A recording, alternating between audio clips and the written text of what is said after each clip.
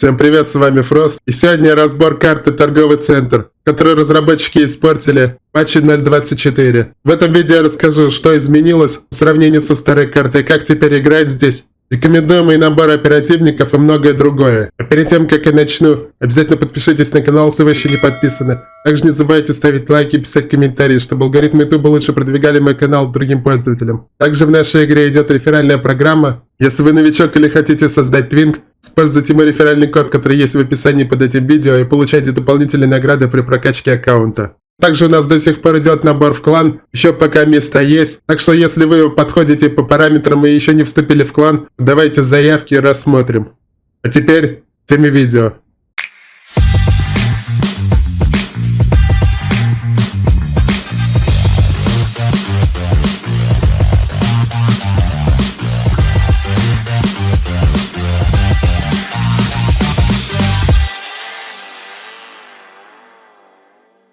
Сначала, как всегда, начнем с разбора мини-карты. И перед тем, как я начну разбирать, наверное, скажу, что вообще поменялось по сравнению с тем, что было раньше. Как ни странно, в этот раз при переделке карты разработчики особо сильно не поменяли сценарий. Да, теперь нет сценария с бомбой, что очень плохо, потому что классический сценарий с бомбой особенно любят старые игроки, кто играет в эту игру очень давно. Еще с альфа, либо с беты. И когда попадаешь на этот сценарий с бомбой, у тебя, можно сказать, такая ностальгия по старой игре. Но этот сценарий теперь убрали, и будет один сценарий только с пилотом теперь. И немножко также видоизменен маршрут. То, что я ванговал на стриме, когда была только новость перед обновлением по изменению этой карты, я на 95% угадал, и вы потом поймете где. Пока что на данный момент можно сказать, что торговый центр это, наверное, самая лучшая переделка карты, но, как всегда, не обошлось и без проблем, которые тут есть. Как всегда, те же самые проблемы, что и на других переделанных, в скобках испорченных картах. Это, конечно же, вас заставляет идти по одному маршруту, вы не можете отклониться ни вправо, ни влево, никуда. Что если раньше у вас было больше свободы действия, то сейчас вы идете только по одному маршруту. Это вот самое главное отличие старой карты от сегодняшней. Ну и видоизменен немножко маршрут, вы потом это увидите. Также на этой карте есть некоторые нововведения.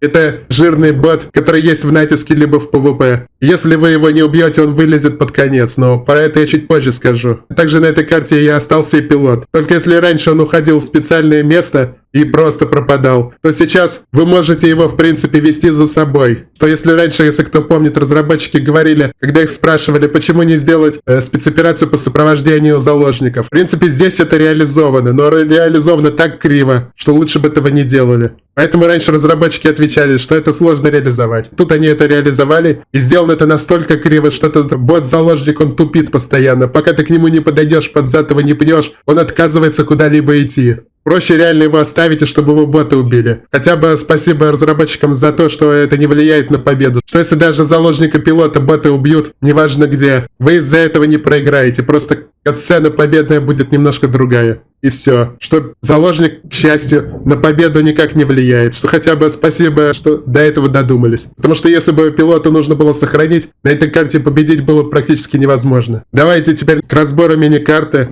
Бой начинается, в принципе, в том же месте, что и раньше. Только, как я говорил чуть ранее, у вас теперь меньше свободы действий. Если раньше, например, как я лично играл, я играл через второй этаж, а все остальные союзники шли по первому этажу. Теперь вас заставляют идти всех на второй этаж. Через первый этаж вы пройти не сможете. Если только не спутаетесь по эскалатору, когда уже перебьете всех ботов, которые вас будут встречать. И поэтому, когда вы подниметесь по лестнице, вы занимаете вот эту позицию и отстреливаете первых ботов. Когда вы чуть-чуть отстреляете ботов, которые будут перед вами либо слева, вы занимаете вот эту позицию, там есть такое каменное укрытие, и продолжаете отстреливать, потому что ботов действительно очень много. Что можно сказать, эта карта будет одним из лидеров по количеству ботов вообще. Что по сути, эта карта схожа с радаром. Здесь почти столько же ботов, сколько на радаре. Тут можно легко ставить рекорды по урону. Ботов стало значительно больше. И в самом начале это прекрасно видно. Когда вы всех отстреляете, вы берете патроны, активируете убитого пилота, в принципе, как и раньше, в том же самом месте, которое отмечено крестом.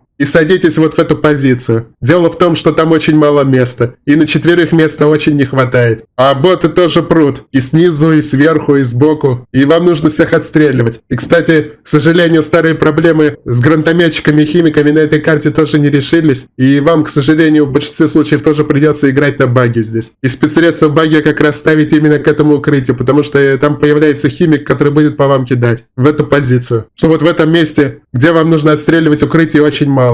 Тоже недостаток этой карты. Вы потом на повторе все увидите, когда будем уже бой запускать.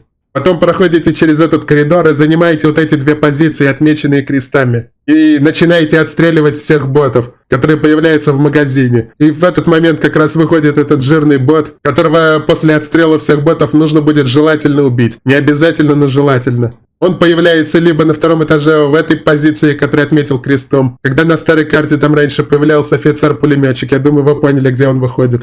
Либо на 1 этаже, где на старой карте тоже мог выходить какой-нибудь офицер. И теперь из этой двери выходит как раз вот этот жирный бот. Что у него 2 позиции, он выходит либо на 1 этаже, либо на 2 этаже. Удобнее, конечно, его убивать, когда он находится на 2 этаже, что можно всем по фокусу по нему стрелять и убить сразу. А если на 1 этаже вы можете его не убить, потому что там плохой прострел. И убить его очень важно, потому что если вы его в этом моменте не убьете, он потом появится еще в конце боя. И появится фуловый. Если даже вы его здесь раздамажите и не убьете, он фуловый придет. И будет мешать вам отбиваться. Как минимум будет мешать тем, что он подавление на вас накладывать будет. После того, как убьете жирного бота, двигайтесь по правой стороне, который отметил стрелкой. В принципе, как и раньше, ничего нового, смотря в зависимости, где появилась точка, либо на нижнем этаже, либо на верхнем. Но я обычно играю через 2 этаж, поэтому я иду через 2 этаж, а остальные союзники могут, в принципе, по 1 этажу пройти. Также в коридорах, где ящики с патронами стоят, там тоже появляется бот, как и раньше, что в этом изменений практически нет. И также появляются снайперы и другие боты в том направлении, куда вы пойдете, вот по правой стороне, что тут тоже изменений нет. Но дальше есть небольшое изменение.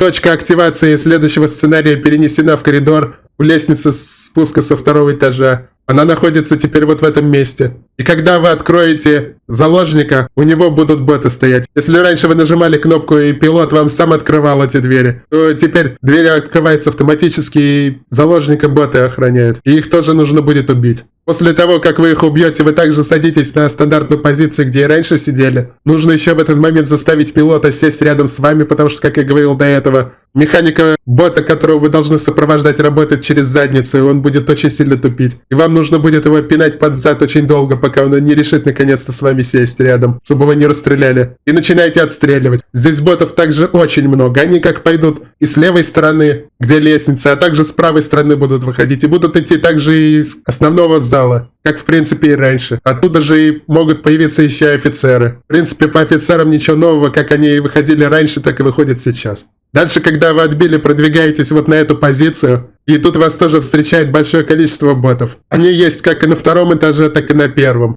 Нужно стоять именно у этой двери, и нельзя ни в коем случае заходить вовнутрь лишний раз. Потому что вас будут обстреливать и сверху, и со всех сторон вообще. Что нужно тут максимально аккуратно играть. И если еще и пилот, кстати, выжил к этому моменту, тоже максимально нужно его охранять, чтобы он куда-нибудь не пробаговался и дальше не пошел. Хотя, как я говорил до этого, пилота сохранять не обязательно, вы и без него победить сможете. И дальше, в принципе, все как и раньше. Вы занимаете позицию фонтана. 3 волны. Вам нужно отстреливать ботов. Сначала с одной стороны, потом с другой, потом с третьей. Только теперь справа и слева от фонтана, если смотреть, есть 2 моста. И на мостах этих тоже бывают боты, которые вам будут в голову напихивать, и заложнику в том числе. И как раз в этом моменте чаще всего ваш заложник-пилот будет умирать. Потому что он прячется очень тупо, занимает такие позиции открытые, что по нему очень есть хороший прострел, особенно сверху. И его очень быстро будут убивать. И как раз в этом моменте его убьют. Как я говорил чуть ранее, баги желательно тоже брать, потому что химик будет очень сильно здесь напрягать и гранатометчик. Про оперативников я чуть позже скажу. И когда откроются ворота, вы занимаете вот эту позицию и сидите и отстреливаетесь. Тут немножко изменили позиции и передвинули вот эту позицию, на которую я сейчас указал. И она теперь находится ближе, чем раньше. И это, как по мне, не очень удобно. Раньше была позиция, она была лучше. А теперь вам неудобно, по сути, сидеть и отстреливать эскалаторы, откуда тоже боты активно могут переть. И если вы играете на Хагане, турель тоже нужно ставить в другое место. Опять же, когда будем рассматривать сейчас бой, я вам подробно расскажу, куда что ставить. Тем более, меня некоторые просили это делать. Но, как по мне, в конце боя то, что поменяли позиции, это тоже плохо. Раньше было гораздо лучше. И дальше все как в принципе. Раньше вам нужно либо отстреляться, либо захватить базу. Если вы не убили жирного бота, он придет с центра карты. И его тоже нужно будет убивать. Заново, потому что он будет фуловый. И после того, как вы отстреляетесь, бой закончится. Если вас, конечно, не перебьют. И теперь переходим как раз к самому важному. Это каких оперативников брать на эту карту. Я, как всегда, за вас продумал самый нормальный набор. Кого лучше брать, чтобы у вас была больше вероятность победить. Конечно, это будет актуально для командной игры. Если вы играете соло рандом, вашим союзникам будет, конечно же, плевать. И только вы сможете взять нужного оперативника. А так, рекомендуемый набор оперативников такой. Штурмовик. Конечно же, это Афела. Мало того, что это и так самый сильный штурмовик в нашей игре сейчас. Так еще здесь в конце, поскольку много ботов, нужен огонь. И огненные гранаты Афелы, которые еще очень хорошо дамажат после этого обновления. Еще лучше, чем раньше. Они тут будут нужны. Потому что чем больше огня, тем меньше ботов до вас дойдет. Они будут просто сгорать на подходе. Из поддержек. Конечно же, Хаганы. Без Хаганы здесь вообще делать нечего. Потому что ботов здесь прет столько, как я говорил до этого, эта карта может посоперничать даже с радаром по количеству ботов. Это, можно сказать, такая отличительная черта переделанных карт и новых. Потому что огромное количество ботов и большинством оперативников играть нереально. Из медиков желательно брать баги, чтобы гранатометы и химики не напрягали. Но если вы играете командой из 4 человек, и вы уверены, что вы сможете убрать быстро гранатометчиков и химиков, то можно, в принципе, брать и других медиков, например, того же Асаи. Остальных брать также не рекомендую, они тупо не вывезут по лечению. И снайперов берем Эйму, потому что сейчас самый сильный снайпер в нашей игре. И Эйма лучше всего будет справляться и будет быстро всех убивать за счет своей скорострельности и урона. И теперь переходим к разбору боя. Как я и говорил, вы начинаете в том же месте, что и раньше. Тут я играю на медике. Потому что это был стрим, когда я на медике играл. Этот бой со стрима взят. И вот вы встаете вот сюда и начинаете всех отстреливать.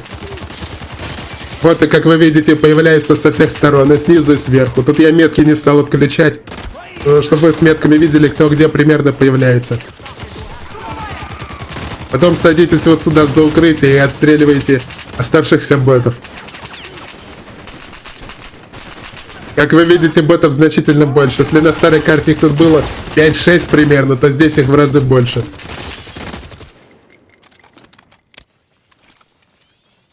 После того, как вы отстрелили ботов, идете за патронами и запускаете точку.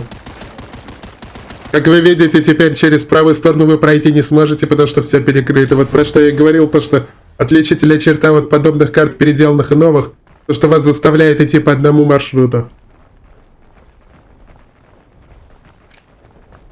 Активируйте точку, и как вы видите, вон там какая плохая позиция, там просто нет места.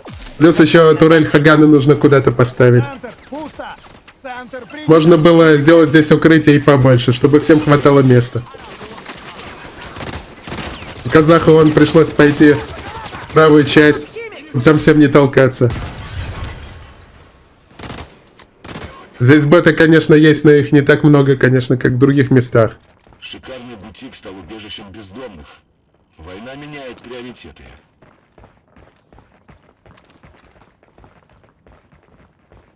Я тут пытаюсь проверить текстуру, очередная недоделка, то, что нельзя залезть наверх. Хотя по росту можно. Садитесь вот сюда, на две вот эти позиции. Турель Хаганы ставите в одну точку, сами садитесь в другую, либо тут же рядом. Я сейчас остановлю, чтобы показать конкретно. Вот турель Хаганы можно поставить вот сюда. Или самому можно также тут стоять рядом. Или турель Хаганы можно сюда поставить. Тут, в принципе, без разницы, но как я делал, я также турель Хаганы ставил сюда и сам же сюда садился, потому что здесь более-менее нормальный прострел по сравнению, чем вот здесь, если смотреть, стоять. И когда выйдет жирный бот, он появится либо в этой двери, либо на втором этаже появится. Вот здесь вот. Как я говорил, лучше будет, если он будет на втором этаже, потому что вы вот здесь выйдете потом, и вам будет проще его расстрелять по фокусу. А если он будет на первом этаже, у вас прострела нормального не будет. Вот вы сюда вот встанете и видите, у вас прострел какой плохой. А он-то по вам хорошо будет попадать, еще и подавление будет накладывать. А поскольку расстояние большое, вы его нормально убить не сможете, и он поэтому останется до конца боя. Продолжаем смотреть бой. Расстреливаем кучу ботов, которые тут появляются. Обнаружен тяжелый боец. И именно в этом бою повезло, и тяжелый боец появился именно на втором этаже. Я точно не помню, именно в этом бою убьем мы его или нет.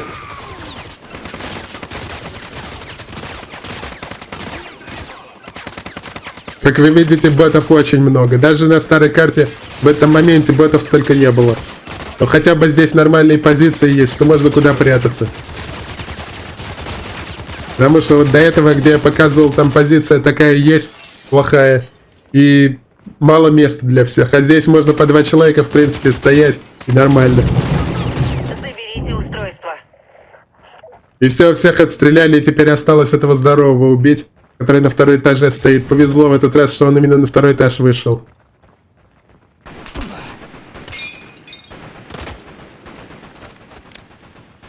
И потом все, когда подходите по фокусу, по нему стреляете. Даже если вы играете на медике, потому что лучше его сейчас убить, чем потом. Да, вот мы его по фокусу убиваем. Потому что вы на медике тут чуть-чуть урона нанесете, это не так страшно. И дальше, в принципе, все как обычно. Вы сейчас, если нажать здесь, боты выйдут на втором этаже, как и раньше, с того же места. Если внизу, то же самое будет. Они выйдут с того же места, что и раньше. Поскольку здесь, на втором этаже все пойдем через второй этаж. Если на первом этаже точка появится, вы можете пойти на втором этаже, если играете там на поддержке, на снайпере, на штурме. А остальные все могут по низу, в принципе, пойти.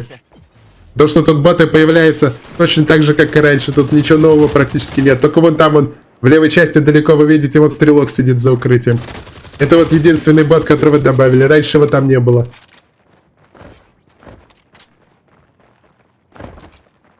Раньше стрелок был, он в другом стороне, он около снайпера появлялся. И всех тут отстреляли, и сейчас будем активировать точку. Кстати, здесь позиция для турели Хагана, которая была, она теперь не рабочая. Поскольку боты идут со второго этажа, как я понял. С коридора они мало заходят. Турель не получается, что не убивает здесь. Я вот сейчас остановлюсь здесь. Раньше турель ставили вот сюда, это была очень хорошая позиция для турели. Боты отсюда с двери заходили. Со второго этажа прыгали отсюда. Пока они вот здесь прыгали и спрыгивали, турель их убивала. Теперь боты больше всего прут с эскалатора. И турель просто не успевает их убивать. И плюс еще вот это укрытие мешает, которое не все оперативники могут сносить. И поэтому турель лучше всего ставить там внутри, рядом с собой практически. Сейчас мы как откроем, я покажу вам нормальную позицию для турели.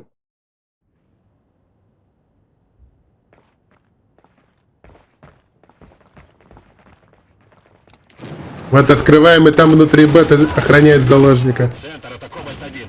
Нашли разведчика. Сейчас станет легче. Тут криво отстреляли, получается. Поддержка сильно продамажили штурма. Сейчас я опять остановлю. Турель ставите вот в эту позицию.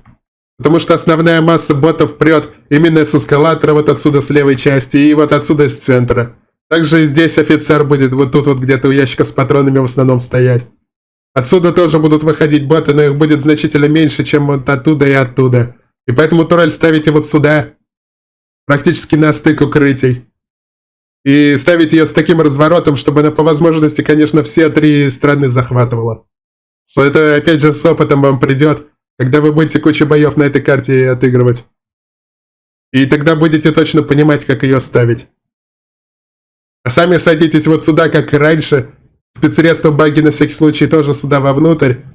И главное потом подтолкнуть этого заложника. Вы увидите, как я буду это делать. Потому что сам он не пойдет, потому что все через сделано. И криво. Не ранен? Идти можешь? Вполне. Спасибо вам.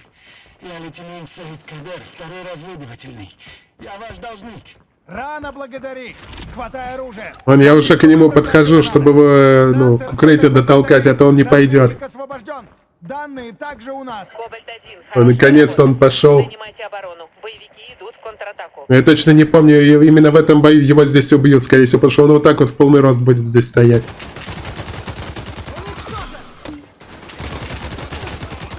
Пока что боты идут с правой стороны, но скоро они из других пойдут, и турель начнет работать. Если, конечно, она правильно установлена. Да, правильно в этот раз я казах установил. И как вы можете видеть, с эскалатора до хрена ботов идет. Можно даже иногда одну гранату использовать. На Хагане, если играете. Или на Кошмаре он можно туда газ постоянно кидать. Обнаружен офицер поддержки. Живым не возьмете! Как вы видите, ботов очень много. И этот заложник сейчас, походу, умрет. Я точно не помню, в этом бою. Да, в этом его убили. Союзник погиб. Потому что он встал и кукарекал в полный рост, блин. Про что я говорил, то что заложник здесь тупо работает. Я думаю, вы сами увидите, насколько он кривой, блин. Особенно в зачистке. Потому что в зачистке его можно практически до финала дотащить. Потому что там боты слабее. И вы будете видеть, как он там тупит. Кстати, зачистка от спецоперации здесь единственное, чем отличается, то что в зачистке нету жирного бота. Оборону на точке эвакуации и удерживайте ее до прибытия. Жирный бот только в спецоперации. Это вот единственное отличие. Остальное все одинаково повторяется. Ну кроме еще того, что в зачистке 2 волны, а не 3. Я вот про это забыл. Я просто по привычке уже рассуждаю с точки зрения игры в спецоперацию. Потому что в зачистку я практически не играю. Только на стримах, где делаю 100% побед. И поэтому я рассуждаю с точки зрения игры в спецоперации, поэтому забываю, что там в зачистке по-другому может быть. Туда вовнутрь лучше не заходить, как я говорил, потому что вы уже видите, сколько ботов много там появляется. И лучше всего отстреливать вот как раз из дверей тут стоять. Если на снайпере играете, можно в теории слегка на эскалатор приподняться и по 2-му этажу пострелять. Дальше там тоже выходит несколько ботов, в принципе, как и раньше, ничего нового, как и говорил до этого.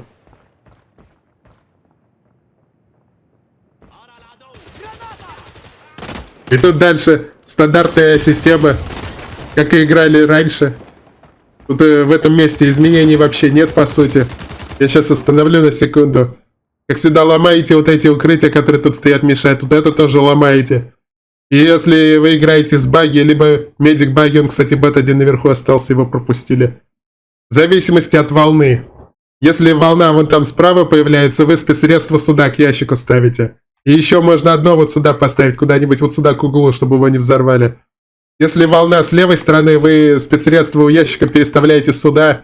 И еще одно ставите сюда. Если по центру, то только одно спецсредство ставите к ящику, но неважно с какой стороны, хоть справа, хоть слева, пофиг.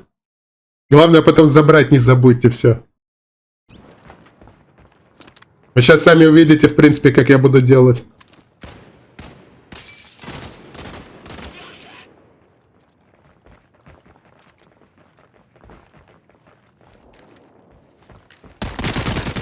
Кобальт-1, к вам движется Сейчас волна идет с центра.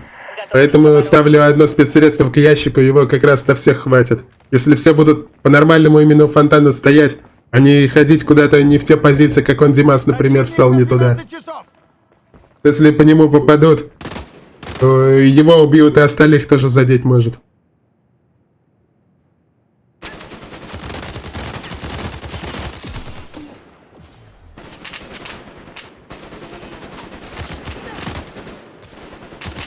Как вы видите, разницы практически никакой нет. Боты идут с той позиции, где и раньше. Только наверху их чуть больше, и теперь появились справа и слева вот мосты, которых раньше не было. И особенно, когда волна будет справа или слева, на мостах будет больше ботов, чем тут.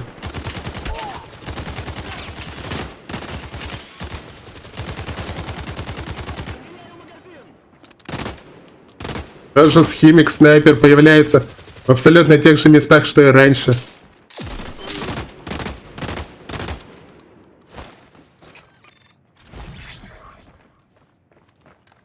Я тут, видимо, на стриме отвлекся и затормозил. Мне нужно туда спецсредства к поддержке ставить, а я затормозил. И делаю уже это слишком поздно. Нужно было это сделать гораздо быстрее. Еще и лечение так получилось, скинул. И раздамажили не тех, кого я лечу. Я что-то припоминаю, тут какая-то начнется, да, вот начинается, блин. Потому что с лечением не повезло, это вот опять же минус баги. Потому что если ты куда-то кинул, то все, ты уже ничего не сможешь сделать. Если твои союзники не хотят там лечиться, стоять, то все. Я тут не могу спецсредства взять, потому что опять даже старая хер то, что пока патроны не возьмешь, ты не можешь подойти спецсредства подобрать.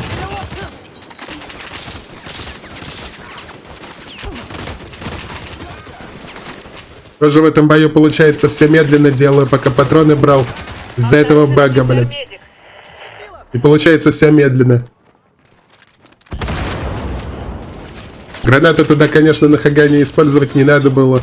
Тут можно и без гранат Хагана все нормально отстрелить. Гранаты на Хагане лучше всего на конец оставлять. Да вот, начинается задница, меня уже расстреливают. Оттуда, с другой стороны. Кобальт-1. Подкрепление на подходе. Держитесь. Да, я вот припоминаю, как на стриме этот бой был у нас тут. Что-то все пошло не по плану, блин. И тут я немножко остановлюсь, чтобы, объяснить, куда что устанавливать. Когда вы играете на баге, вы спецсредства ставите сюда, и всем союзникам желательно стоять тут. Отсюда прострел, конечно, очень плохой, и, как я говорил, раньше было лучше, и отсюда плохо простреливается, особенно левая сторона. Правая еще более-менее, но левая очень плохо простреливается, потому что колонна мешает. Но впереди, в принципе, простреливается все нормально. Турель Хагана ставите вот сюда, по центру. У нее тут будет отличный прострел, хоть и вот это немножко закрывать будет. Но остальное она будет вокруг простреливать, все нормально. В теории, конечно, турель Хагана можно и сюда впихнуть. Но если кто по эскалатору слева пойдет, эту турель сразу разнесут, поэтому лучше сюда на всякий случай ее ставить. Хотя и турель Хагана можно, в принципе, рядом с собой держать. Тут, опять же, вы решаете, как вам удобно. Вот есть две хорошие позиции у турели Хагана. Тут и вот здесь. В теории, конечно, кто-то из союзников может и тут стоять, потому что тоже, в принципе, прострел нормальный. Но мне удобнее всего вот здесь стоять. Вы, опять же, можете решать, куда становиться. Но поскольку медик баги в большинстве случаев, всем лучше всего стоять вместе. Они как, скорее всего, получится в этом бою, я просто уже не помню, но вроде в этом бою так и получится. Все начнут делиться, и я на баге не смогу нормально лечить. Потому что это вот проблема этого медика. Если вы, как я до этого говорил, будете брать СА и хорошо гранатометов и химиков отстреливать, то на СА вам будет проще. Все могут распределиться, не сидеть в одной точке, и вы будете нормально всех лечить. Или вас будут лечить нормально, если у вас СА в команде. А с баги так не получится. С баги должны все в одном месте стоять, чтобы было нормально. Смотрим дальше. Вот вы видите, все распределились. 3 человека, все на разных позициях стоят. Опять же, так делать не надо, как я только сейчас рассказал. Лучше всего садитесь в одну позицию и сидите. Максимум в 2, блин. Но ни в коем случае не в 3.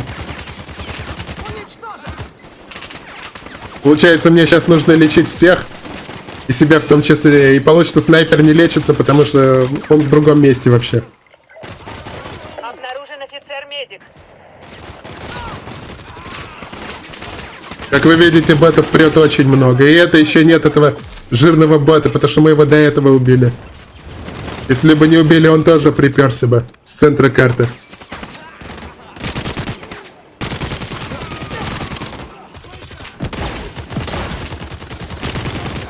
Как вы видите, гранат тоже здесь много летит. Но, в принципе, их можно пережить и без баги. Но баги в основном берется, чтобы от гранатометов и от химиков не страдать. Вот когда у фонтана вы обороняетесь. Атакой. Воевать научитесь. В основном, конечно, вы будете побеждать по убийству ботов, а не по захвату. Потому что они так сильно прут, что вы настреливаете в основном. Тут у казаха, походу, патроны кончились. Поэтому он с пистолета стрелял медленно. И вот так вот проходится карта торговый центр. Чтобы не затягивать видео, наверное, скажу, что по итогу получилось, какое мое мнение по карте. Старая карта, конечно же, была лучше, чем сейчас есть. На новой карте мало того, что добавились некоторые моменты, которые объединяют все переделанные старые и новые карты. Это то, что вас заставляет по одному маршруту идти, вот один из них. Мало укрытий в некоторых местах, это тоже особая черта старых и переделанных новых карт. Что в некоторых местах вам тупо прятаться мало где есть место. Как вот в начале боя, не совсем в начале, до этого показывал, когда вы там в эскалаторе рядом стояли. Проблемы с гранатометчиками и с химиками, которые напрягали до этого, не решены. Проблема с багующим заложником тоже не решена, а даже стало еще хуже, потому что его теперь нужно за собой вести. Но хотя бы он не влияет на победу, поэтому если его убьют, ничего страшного. Убрали один сценарий. Классический сценарий с бомбой. любимый старыми игроками. Он пропал, и его нет, и остался только сценарий с пилотом. Ну и погода, кстати, я вот вспомнил, тоже осталась одна песчаная буря. Раньше была просто дневная погода, теперь дневной погоды нет, только песчаная. Для кого-то это тоже будет минус. И, кстати, при песчаной погоде некоторых ботов тоже плохо бывает видно, потому что с туманом войны меток нет, и именно смотришь, по ботам, по их костюмам, где они появляются. И поскольку боты этого ТВД, они в такой песчаной одежде, особенно стрелки, пулеметчики, их плохо видно. Ну и снайперы с химиками, кстати, тоже. Они тоже в такой одежде, и их плохо видно. Плюс эту карту адаптировали больше под игру команды, и, как я говорил до этого, новые карты и переделанные старые карты, они не предназначены для соло-рандома, и теперь торговый центр эта карта как раз такая. Если раньше в соло-рандоме хоть как-то можно было играть, теперь эта карта только для команды минимум из 3 человек, а лучше всего из 4. В соло-рандоме у вас будут на ней проблемы, потому что то, что я вам рассказывал, как нужно играть, большинство это реализоваться не будет. Вы можете выйти на каком-то оперативнике, у вас не будет нужного оперативника в бою, и из-за этого вы можете проиграть. Если вы, например, играете на каком-нибудь штурмовике, даже если вы взяли Афелу, у вас, например, Хагана нет, и у вас уже меньше шансов на победу. Нету какого-нибудь баги, у вас и тоже меньше шансов на победу. Снайпер, если плохо отыгрывает, тоже мало шансов на победу, или если он потому что сейчас у нас халявщикам раздали оперативников САС, и теперь халявщики их прокачивают.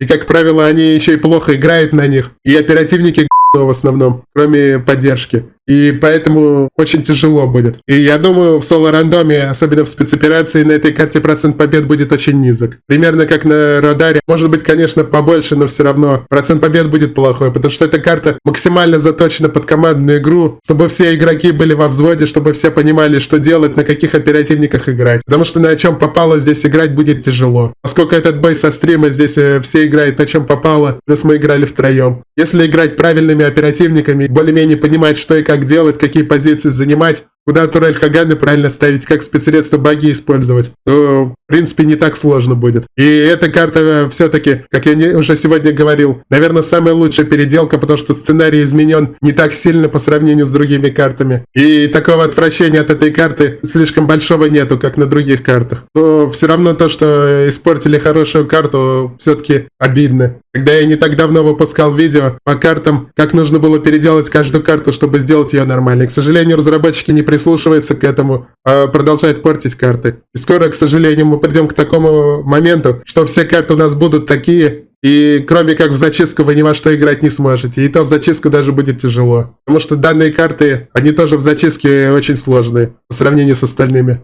И получится, что спецоперация все больше и больше с каждым разом затачивается под игру команды из 4 человек. Соло-рандомщикам здесь все меньше и меньше, комфортнее играть. И, наверное, на этом видео буду заканчивать, чтобы сильно не затягивать. Всем спасибо, кто посмотрел. Обязательно подписывайтесь на канал, если еще не подписаны. Также не забывайте ставить лайки и писать комментарии. Всем до скорого и всем пока.